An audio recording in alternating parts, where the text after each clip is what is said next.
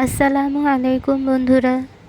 আজকে তৈরি করে দেখাবো কি করে পারফেক্ট গোলাপজাম তৈরি করতে হয় সেই রেসিপিটি। এরকম সফট হবে আর রসালো হবে। এটা দেখতে যতটা সুন্দর হয়েছে, এটা খেতেও ঠিক দোকানে কিনে নিয়ে আসা গোলাপজামের থেকেও বেশি মজা হয়েছে। তো খুব সহজেই তৈরি করা যায়। একদম অল্প উপকরণ দিয়ে তৈরি করে দেখাবো, যাতে ঝটপট যে কোনো সময় তৈরি করে খাওয়া যায়। কথা না বাড়িয়ে দেখিয়ে নিই কী কী লাগবে। প্রথমে আমি হাফ কাপের মতন গুঁড়ো দুধ নিয়ে নিয়েছি।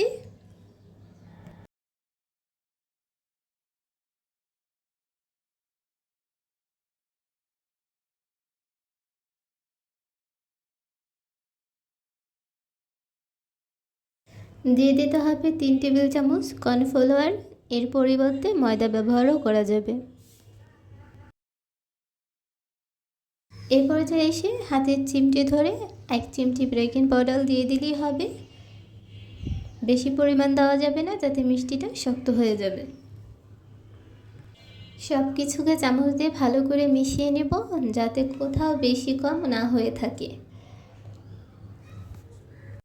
এই পর্যায়ে এসে সব কিছু ভালো করে মেশানো হয়ে গেলে এখানে আমি লিকুইড দুধ দিয়ে দেব 2 চামচ। আমি অল্প অল্প করে মেশালাম, যদি প্রয়োজন হয় তাহলে আবার নিয়ে নেব। এখানে আমি মিশিয়ে নেব 1 চামচ পরিমাণের রান্নার তেল, তবে কেউ চাইলে এখানে ঘি ব্যবহারও করতে পারে। সব কিছুকে ভালো করে মিশিয়ে নিতে হবে। এই পর্যায়ে দেখতে ঠিক এমনটা লাগবে, কিছুটা আঠালো লাগবে আর নরম লাগবে, তবে ভয় পাওয়ার কোনো কারণ নেই। এটাকে রেস্টে 10 মিনিট রেখে দিলে এটা অনেকটাই শক্ত হয়ে আসবে। এই পর্যায়ে এসে এটাকে আমি ঢেকে রেখে দেব 10 মিনিটের জন্য। এ পর্যায়ে এসে এটা দেখতে এরকম হয়েছে, অনেকটাই শক্ত হয়ে গেছে। এখন আমি হাতে ভালো করে তেল মাখিয়ে নিব, যাতে মিষ্টিটা হাতে লেগে না যায়। তো ছোট ছোট লেচি কেটে এটাকে মিষ্টি শেপে তৈরি করে নেব, তবে যে যার পছন্দ মতন এটাকে তৈরি করে নিতে পারে।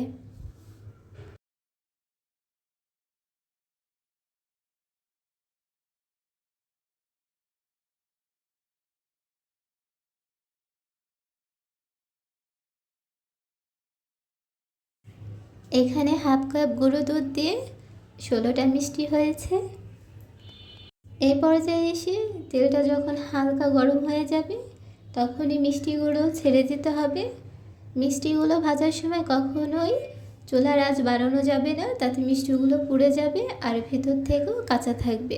চুলার আঁচটা লোতে রেখেই এই মিষ্টিটাকে পুরোপুরি ভাজতে হবে। এই পর্যায়ে এসে মিষ্টিটা অনেকটাই নরম থাকে, তো এখানে চামচ বা খুন্তি এগুলো ব্যবহার না করাটাই ভালো। আমি মনে করি মিষ্টিটা যখন ফুলতে শুরু করে, তখন এরকম আলতো হাতে দুলিয়ে দিলে এর নিচে পোড়া লাগার কোনো ভয় থাকে না। দেখতেই পাচ্ছ বন্ধুরা, আমার মিষ্টিগুলো কত সুন্দর ফুলে গেছে। এটাকে কিছুক্ষণ পরপরই এভাবে নাড়িয়ে দিতে হবে। তো বন্ধুরা, মিষ্টিগুলো এতটাই ফুলে উঠেছিল যে আমার কড়াইটা ছোট ছিল আর মিষ্টিগুলোতে পুরো কড়াইটা ভরে গেছিল। তাই আমি একটা অন্য পাত্রে এগুলোকে আবার ভেজে নেব।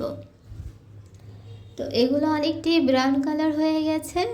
এটাকে আমি ততক্ষণ ভেজে নেব যতক্ষণ এর ডিপ কালার চলে না আসে।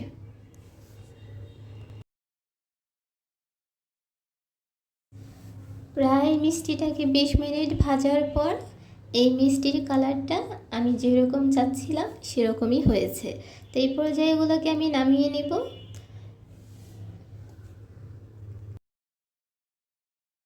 এই পর্যায়ে এসে আমি 2 কাপ পানি নিয়ে নিয়েছি, দিয়ে দিব 1 কাপ চিনি। আমার এই 16টা মিষ্টির জন্য 1 কাপ চিনি পুরো পারফেক্ট হবে, তবে কেউ বেশি মিষ্টি খেতে চাইলে এখানে আরও হাফ কাপ বাড়িয়ে দেওয়া যাবে। এই পর্যায়ে এসে একটা এলাচ ভেঙে দেব, এতে মিষ্টির মধ্যে সুন্দর একটা ঘ্রাণ আসবে। পানিটা যখন বলক চলে আসবে, এই পর্যায়ে মিষ্টিগুলো আমি এক এক করে ছেড়ে দিব। তো বন্ধুরা, একটা জিনিস লক্ষ্য রাখতে হবে, আমরা যখন মিষ্টিটা শিরার মধ্যে ছাড়বো তখন কিন্তু মিষ্টিটা একেবারে গরমও থাকা যাবে না, আর একেবারে ঠান্ডা হওয়াও চলবে না। গরম হলে হয়তো মিষ্টিটা শক্ত হয়ে যাবে, আর নয়তো উঠানোর পর মিষ্টিটা চুপসে যাবে। তো মিষ্টিটা যখন হাতে নিয়ে রাখা যায় এরকম কুসুম গরম অবস্থায় মিষ্টিটাকে শিরার মধ্যে ছেড়ে দিতে হবে। এই জিনিসটা খেয়াল রাখলে সবার মিষ্টি পারফেক্ট আর সুন্দর হবে। তো চুলার আঁচটা আমি মিডিয়াম টু হাই রেখে দিয়েছি। এভাবেই এটাকে রান্না করব 10 মিনিটের জন্য। 10 মিনিট হয়ে গেলে ঢাকনা উঠিয়ে দেখলাম মিষ্টিটা অনেকটাই ফুলে গেছে। এই পর্যায়ে দেখতে একটু অন্যরকম লাগলেও এটাকে আমি যখন ঢেকে আরও 10 মিনিটের জন্য রেখে দিব তখন দেখতে পারবেন বন্ধুরা এই মিষ্টিটা কতটা সুন্দর আর কতটা লোভনীয় হয়েছে।